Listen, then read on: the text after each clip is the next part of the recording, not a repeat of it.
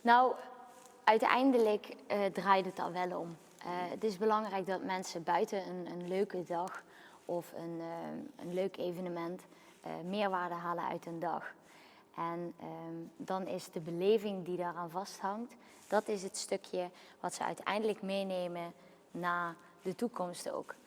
En als je het hebt over dingen van vroeger, dan is die beleving die je toen als kind had of als volwassene, dat is waar je het later ook nog over hebt. En dus dat is voor ons wat dat betreft essentieel. Je geeft ze eigenlijk een onvergetelijke herinnering mee.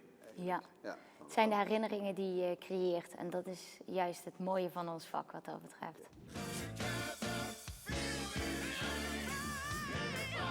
Als ik kijk naar mijn privéleven, dan zou ik zeggen wat mij gelukkig maakt is de momenten dat ik kan gaan genieten op lange reizen, weken wegblijven en echt de beleving opzoeken in het buitenland. Ja. Azië rondtrekken en dat soort dingen. Ja. Dan maakt dat mij heel gelukkig. Zakelijk gezien maakt het mij gelukkig dat als klanten met een hele specifieke kritische blik de eerste contacten met ons leggen, kijken van oké, wat kunnen jullie voor ons bieden? Nog steeds kritisch daarin blijven. Die vervolgens tijdens een evenement volledig kunnen genieten en de touwtjes los durven te laten. Ja. En die ook na afloop eigenlijk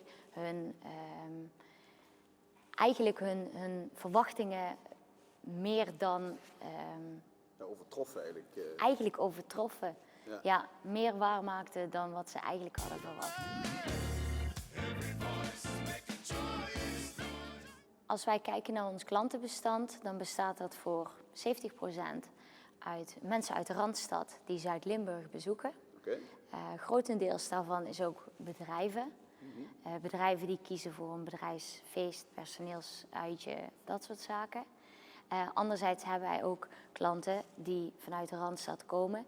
Die kiezen bewust voor een weekend of een dag of iets dergelijks in Zuid-Limburg. Maar die uiteindelijk onze filosofie, het Down South, willen meenemen naar de Randstad. En dan gaan wij weer mee terug naar... Dus we hebben ook het omgekeerde effect. Wij hebben ook het omgekeerde effect. Meestal is dat vanuit een klant die bij ons geweest is, die uiteindelijk als ambassadeur de deur verlaat, die of zelf nog een keer een evenement bij ons boekt, of een concept bij ons afneemt, want ook daar zijn wij veel mee bezig. Het branding concepten, de marketing tools verwerken in een evenement. En dat is natuurlijk heel krachtig om dat ook in de Randstad te doen. Okay. Dus dan nemen ze ons graag mee.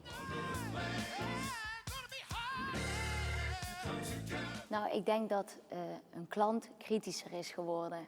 En waar onze conculega's vroeger mee wegkwamen, door hoge prijzen te hanteren, weinig extra's daarvoor te bieden, is de klant nu kritischer geworden en wil hij meer voor zijn geld, maar ook meer voor de tijd die hij voor zijn personeel daarvoor vrijmaakt. En de meerwaarde in evenementen die is gewoon essentieel geworden. Ja. En ik denk dat daar een groot verschil in zit ten opzichte van nu. Daarnaast zijn wij 6, 7 jaar geleden begonnen. Toen zaten wij midden, wij niet, maar toen was de crisis bezig. Ja. Die crisis die start van de crisis hebben wij niet meegekregen. Wat voor heel veel andere bedrijven heeft betekend dat ze wellicht een groot of een personeelsbestand hadden, waar ze ineens moesten gaan downgraden naar veel minder mensen op de vloer. En wij zijn begonnen in een tijd waar dat al niet mogelijk was. En die flexibiliteit en ook flexibiliteit qua werken, maar ook flexibiliteit qua personeel. Ik denk dat we die toentertijd zijn aangegaan en nog steeds behouden. En uiteindelijk zit wat dat betreft ook een grote kracht daarin. Ja. Want uiteindelijk, ik kan heel veel evenementen willen organiseren en ik kan heel veel dingen in mijn hoofd hebben hoe ik het zou willen laten uitzien. Maar uiteindelijk zijn de mensen waar je het mee samen doet, je team waar je voor staat, die zijn essentieel daarin. Zonder gaat het niet. Zonder een goed team die de Down South feeling, zoals wij dat noemen, weten over te brengen, is het gewoon niet haalbaar. En wat dat betreft, daar ben ik wel heel trots op.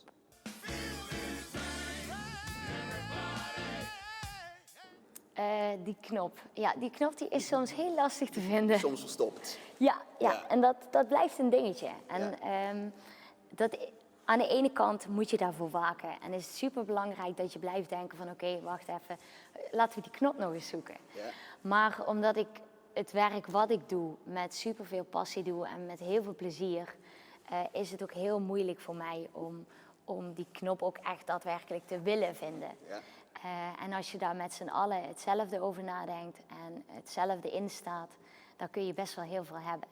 Okay. Maar zo gauw werk ook echt daadwerkelijk werk wordt, Ja. dan kan je je afvragen of je nog wel goed bezig bent. En ik moet zeggen, nu op dit moment is het nog met heel veel passie en plezier doen wij de dingen die we doen.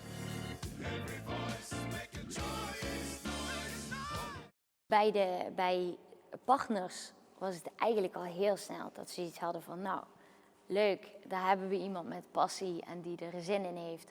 En we gaan zien wat ze brengt. Ja. Anderzijds heb je natuurlijk de klant, de gast die bij jou iets boekt. Ja. En dat is wat moeilijker geweest. Op het begin merkte ik ook dat ik zelf meer de afstand hield. Dus ik was een van de Downsout medewerkers die het evenement organiseerde. Okay. Omdat je merkt dat bedrijfsmatig mensen het gevoel hebben. Bedrijven die willen het vertrouwen hebben, die willen weten waar ze het volledige vertrouwen neerleggen en hoe dat wordt opgepakt uiteindelijk. En na verloop van tijd dan draai je evenementen. Mensen gaan weg als ambassadeur, zijn tevreden over je diensten, dat spreekt zich weer rond. En dan heb je dat eigenlijk al niet meer nodig. Dus dan word je al niet meer gezien als die jonge ondernemer, maar word je gezien als, Downsout, die willen we hebben. De specialist op het gebied van... Precies. Ja. En dan ben je de specialist inderdaad, die, dan willen ze jou ook hebben. En dan is dat jonge ondernemer, dat gaat er langzaam vanaf, want je hebt je bewezen eigenlijk. Ja. Maar dat moment daar naartoe, dat is natuurlijk wel moeilijk. Dat is even knokken. Dat is knokken jezelf en dat is bewijzen. ook, en je moet laten zien wat je in huis hebt en dat is ook goed. En dat, ik bedoel, dat zal ieder ondernemer moeten, jong of oud. Maar ik denk dat als jonge ondernemer die dan toch, het gaat altijd over grotere bedragen. Mensen moeten toch maar het vertrouwen in je hebben dat je ook alles tot in het kleinste detail regelt. Ja. Nou, en als ze gezien hebben dat er 100% in zit, dan Geef je ook al het vertrouwen. dan krijg je het vertrouwen en dan krijg je het vertrouwen van niet alleen van hun, maar ook van hun collega's of van partners die ze kennen. En die sturen ze dan weer door. Ja, kijk, en dan heb je die stappen gezet. En is het jonge ondernemen, gaat er stiekem een beetje vanaf, ondanks dat je jong blijft.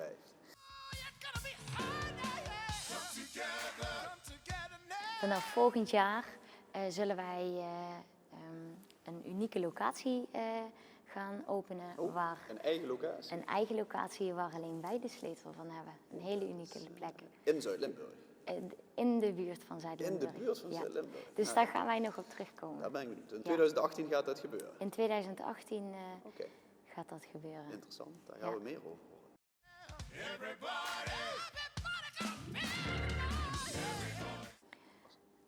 Mijn tip zou zijn, ga op je bek en geniet van je toekomst. Maar vooral, wil niet meteen de grootste zijn.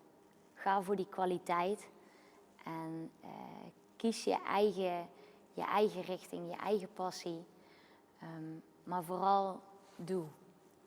En uiteindelijk is de kwaliteit essentieel. In welk vak of welk vakgebied je ook kiest of welke richting je ook opgaat. Als je de kwaliteit kunt bieden waar gasten of klanten naar op zoek zijn, dan zul je daar linksom of rechtsom uiteindelijk succesvol in kunnen zijn. En doorzetten. Gewoon doen en doorzetten. Absoluut, ja. Kijk, ik zelf heb de kans gehad om in een ondernemend gezin op te groeien, waar de receptie fungeerde of de keukentafel fungeerde als receptie. Okay. Waar gastvrijheid en recreatie de hoofdrol speelden. Het ondernemen ook eigenlijk er met de paplepel ingegoten is. Ja. Maar soms heb je dat niet. hè, in gezinnen. Nee. En dan is het juist dan ook de kracht om toch door te zetten. En ja, gewoon te vertrouwen op jezelf.